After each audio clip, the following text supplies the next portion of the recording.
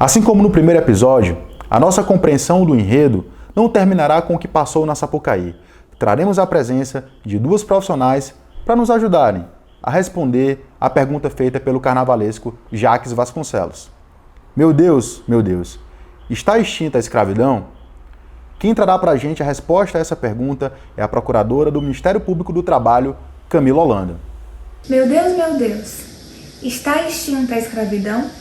Foi esse o questionamento que a Paraíso do Tuiuti trouxe à sociedade no samba enredo que estamos analisando. Não, infelizmente não está extinta a escravidão no Brasil. Mesmo após a abolição da escravatura, com a tão reconhecida Lei Áurea, ainda encontramos situações de trabalhadores reduzidos a condições análogas à de escravidão, que é crime definido no artigo 149 do Código Penal brasileiro. O Brasil foi uma das primeiras nações a reconhecer a existência do trabalho escravo contemporâneo. Em 1995, o então presidente Fernando Henrique Cardoso, em um discurso dirigido à nação, fez esse reconhecimento formal. Em 2003, o então presidente Luiz Inácio Lula da Silva lançou um Plano Nacional de Erradicação do Trabalho Escravo. Infelizmente, mesmo com a constituição desse plano e a constituição de grupos interinstitucionais que atuam no combate ao trabalho escravo, ainda assim, essa mazela não foi erradicada da sociedade brasileira. Desde a constituição de grupos que fiscalizam a existência de trabalho escravo, o chamado Grupo Móvel de Erradicação ao Trabalho Escravo, de combate à erradicação ao trabalho escravo, que viaja todo o Brasil, averiguando e fiscalizando denúncias de trabalho escravo, um grupo que é formado por diversas instituições como o Ministério Público do Trabalho, pela Secretaria de Inspeção do Trabalho, pela Polícia Federal, Polícia Rodoviária Federal, Ministério Público Federal, Defensoria Pública, entre outras instituições. Esse grupo já resgatou mais de 50 mil trabalhadores que foram encontrados nessa situação. Somente no ano de 2020, 846 trabalhadores foram resgatados dessa condição. São esses trabalhadores, a vida desses trabalhadores, que provam que sim, ainda existe trabalho escravo no Brasil. Obviamente, o trabalho escravo contemporâneo ele ocorre revestido de novas formas. As correntes já não são mais as mesmas. O mundo do trabalho se desenvolve, o mundo do trabalho muda. Entretanto, a miséria, a extrema necessidade e, de outro lado, a ganância e o desrespeito à legislação trabalhista faz com que, nesse momento, a resposta ao questionamento levantado pela Paraíso Tuiuti seja a resposta negativa. Ainda existe trabalho escravo no Brasil. O combate ao trabalho escravo ele é realizado interinstitucionalmente e o Ministério Público do Trabalho, os auditores fiscais, que prioritariamente estão na linha de frente desse combate, que recebem denúncias, que fiscalizam, não cessarão esse combate até que nenhum trabalhador seja encontrado nessa condição. A professora Thalita Marjorie, doutoranda em História do Brasil pela Universidade Federal do Piauí, também nos ajudará a compreender um pouco mais sobre a escravidão, tanto no Brasil como no nosso estado, o Piauí. Eu começo a minha fala fazendo indagação. A escravidão levou consigo os ofícios e os aparelhos do tempo? A escravidão permanecerá por muito tempo como característica nacional do Brasil. Ela é o suspiro indefinível que exala um luar das nossas noites do norte. No trecho da obra Minha Formação de Joaquim Nabuco, e eternizado na voz de Caetano Veloso na música Noites do Norte, a escravidão aparece como uma grande herança dos séculos anteriores. Os reflexos desse passado estão presentes cada vez mais na contemporaneidade, através da exclusão da maioria étnica das políticas públicas, do encarceramento dos negros nos presídios, do racismo, do esfacelamento da memória. O historiador Sidney Chalub, em uma palestra proferida no ano passado na PUC Minas, nos chamou a atenção para os condicionantes históricos de longa duração. A escravidão é um condicionante histórico de longa duração, pois estrutura acontecimentos. Observamos continuidades, visto que ela não está muito distante de nós. Por isso comecei essa fala questionando se a escravidão levou consigo os ofícios e os aparelhos do tempo. O sistema escravocrata brasileiro era tão enraizado que acabou se convertendo numa linguagem com graves implicações. De acordo com Lili Schwartz, um sistema como esse só poderia originar uma sociedade violenta e consolidar uma desigualdade estrutural no país. No cenário dos 800, formou-se um movimento abolicionista, através dos discursos políticos, artigos nos periódicos, auxílio às fugas. Embora existam predecessores a esse movimento, podemos nomear como expoentes Joaquim Nabuco, José do Patrocínio, Duque Estrada e Evaristo de Moraes. Segundo Antônio Penalves Rocha, a expressão movimento abolicionista significa uma espécie de movimento da sociedade civil em algumas nações do Ocidente no século XIX, principalmente em metrópoles europeias e ex-colônias americanas. Esse indicativo de que a sociedade civil foi o lugar do surgimento desse movimento reside no fato de que, em geral, os abolicionistas empregavam o vocábulo agitação para nomear o conjunto de suas ações, dado que a agitação é uma atividade estranha ao Estado. O movimento abolicionista britânico serviu de base, especialmente pelo seu pioneirismo. A partir dos finais do século XVIII, associações civis da Inglaterra mobilizaram-se para forçar o parlamento a legislar contra a escravidão. Sob essa pressão, o Estado britânico extinguiu o tráfico e incorporou o combate à escravidão às diretrizes da sua política interna. Os Estados Unidos e o Brasil adotaram o modelo britânico, mas adotar esse modelo não significou a reprodução exata do movimento. Os lugares e as sociedades são diferentes. O movimento pode ser dividido por fases. A primeira fase, nos fins da década de 1780, concentrou-se em esforços diferentes à extinção do tráfico, sobre a liderança da Sociedade pela Abolição do Tráfico de Escravos, com sede na Inglaterra. A segunda fase, reflexo do movimento até o início da década de 1820, tem como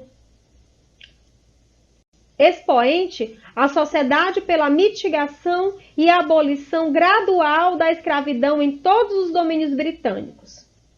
E a terceira fase, a partir de 1839, onde há preocupações dos abolicionistas com os estados dos libertos nas Índias Ocidentais, e a fundação da Sociedade Anti-Escravagista Britânica e Estrangeira, que atuou até 1909 e passou a se chamar Sociedade Anti-Escravista de Proteção aos Aborígenes. Essa sociedade permaneceu até 1990, chamando Internacional Anti-Escravista. E no Piauí, houve movimento abolicionista? A utilização do trabalho compulsório no Piauí não pode ser dissociada da conjuntura do mundo moderno. Mesmo a estrutura da posse de escravos no Piauí sendo caracterizada por uma grande maioria de proprietários, com um reduzido plantel de escravos, de forma desigual e independente da posição social, a escravidão estava em todas as partes da nossa província. Segundo Ângelo Alonso, existem 3 linhas interpretativas sobre o movimento. Uma privilegia fatores estruturais, outra, o ativismo dos escravos, a terceira, as instituições políticas. Os estudos sobre o movimento abolicionista no Piauí enveredam muito mais para o campo das instituições políticas e fatores estruturais. Na segunda metade do século XIX, observamos nos relatórios de presidentes de província um discurso gradativo de que a escravidão implicava no atraso moral e econômico da província. Dentro dessa perspectiva, há a formação de sociedades emancipadoras, criadas a partir da Lei do Ventre Livre e que assimilavam o discurso da escravidão como um mal. As sociedades emancipadoras libertavam os escravos pertencentes ao Estado, os que haviam sido abandonados por seus proprietários e os que eram parte de heranças não reclamadas. Em Teresina, a Sociedade Emancipadora foi fundada em 1º de novembro de 1870, por iniciativa do Dr. Antônio Coelho Rodrigues, cuja diretoria recebeu da Presidência da Província a quantia votada no orçamento de 1870 para a libertação de escravizados. A instalação foi solenizada com a alforria de 10 escravizados. Outra sociedade emancipadora foi a Libertadora Piauiense, que teve seus estatutos aprovados em 17 de julho de 1883, sendo instalada em 22 de julho do mesmo ano, alforriando cerca de 10 escravizados. Em Barras e Jaicós foram fundadas a Libertadora Barrense e a Libertadora Jaicoense no ano de 1884. O movimento se estendeu também para as disputas ideológicas nos periódicos piauienses. Os periódicos eram marcados pela visão de mundo de quem escrevia, suas motivações e suas escolhas. Os discursos propagados pela imprensa eram atrelados ao espaço oficial, assim como os relatórios de presidente de província, onde a escravidão contribuía para um cenário de barbárie, atraso e incivilidade. A escravidão nos jornais era vista como o cancro da sociedade. Não poderiam aceitar a violência como algo natural.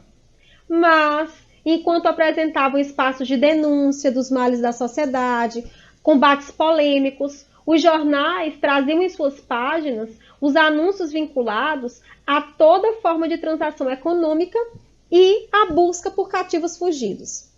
Compreendemos essa contradição como produto oitocentista, como escolha ideológica de cada periódico, pois a escravidão era uma instituição sócio-jurídica entranhada na sociedade.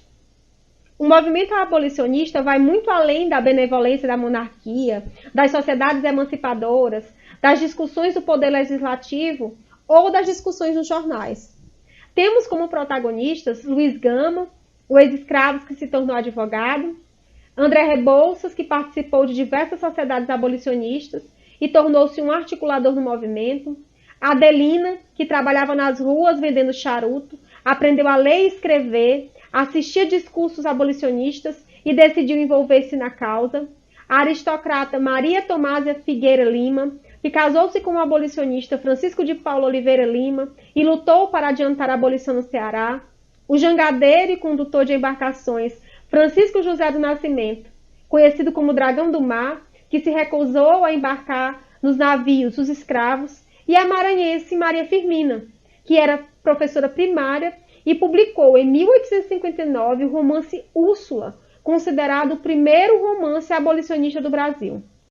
No Piauí, ainda não temos uma historiografia que contemple especificamente sujeitos fora das instituições de poder que lutaram contra a escravidão, à exceção de Esperança Garcia e o personagem do processo de reescravização Luiz Mandi, estudado por Francisca Raquel em sua tese.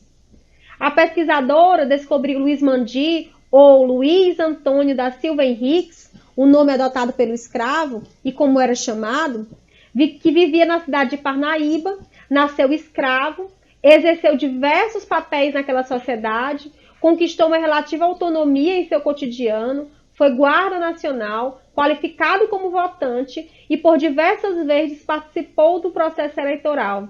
E como na fala de Raquel, algo incomum para uma sociedade escravista. Assim como Esperança e Mandi, temos diversos fragmentos relacionados à trajetória de vida de sujeitos escravizados que ainda não foram pesquisados e analisados pelos historiadores. Dessa forma, não é porque não temos registro oficial que o processo abolicionista no Piauí não seja fruto de lutas sociais e da intensificação da resistência escrava à dominação. O sistema escravista cessou de maneira lenta, gradual e conservadora. Como forma de pôr obstáculos à abolição definitiva da escravidão, os donos de escravizados e seus representantes no parlamento argumentavam que os cativos não estavam preparados para viver em liberdade e que fora do cativeiro se tornariam vadios e ociosos.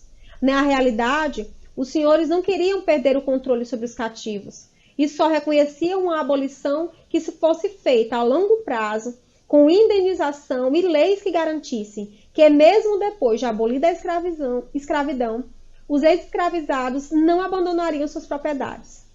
Em suas memórias, Antônio Bugija Brito apresenta a manutenção desse poder e propriedade no século XIX. Seu bisavô tinha um rebanho avaliado em 15 mil cabeças de gado vacum, escravos e datas de terra que poderiam chegar a 100 mil hectares. Na fala de Bugija, ele diz o seguinte: na casa do meu avô, que era espaçosa, conviviam além dos criados e criadas, várias pessoas pobres, botadeiras d'água, gente de mandados. Dessas pessoas, convém destacar os descendentes de escravos e escravas, já velhos. Meu avô tinha herdado para mais de 20 escravos, os quais ele sempre teve desvelo, mesmo depois de 13 de maio de 1888. O pessoal, provindo da escravatura, ficaram morando com ele e a família. Vi por várias vezes, pela manhã, quando ele se levantava e encaminhava-se para os fundos da casa, mulheres, já idosas, a lhe tomarem a bênção, num gesto de afeto e sinceridade. Na escrita de Botija Brito, observamos as relações de dependência perpetuada pelo sistema escravista e o elo de paternalismo, mesmo após a abolição da escravatura. A ideologia de sustentação do poder senhorial está presente na imagem atribuída às mulheres já idosas, tomando a bênção e ao controle da economia de favores, quando os escravos antigos e seus descendentes permaneceram morando com a família após o 13 de maio. A Lei Áurea não provocou mudança na vida da população afro-brasileira. Após a abolição, continuaram presos às amarras da sociedade. 3 séculos de escravidão não poderiam ser riscados apenas como lei. Com o fim do cativeiro, as categorias de identidades socioculturais que constituíam a ordem escravocrata não deixaram de existir. A sociedade brasileira perpetuou o poder das estruturas de dominação do passado. Todos os dias nós assistimos nos telejornais, lemos nos sites e observamos em cenas cotidianas a prática da exclusão social e do racismo. Segundo Lilia Schwartz, nossa sociedade é herdeira dos ritmos, artes, aromas, culinárias, esportes misturados. Mas produzimos uma nação que naturaliza a desigualdade racial na figura das empregadas domésticas, dos trabalhadores manuais, da ausência de negros nos ambientes corporativos e empresariais, nos teatros, nas salas de concertos, nos clubes, nas áreas sociais. A escravidão não levou consigo os ofícios e aparelhos do tempo. Nossa sociedade vive o reflexo dos mais de 300 anos de violência aos africanos e afrodescendentes. Somos marcados pela permanência dos instrumentos de tortura, expoliação, negação dos direitos básicos à dignidade da pessoa humana.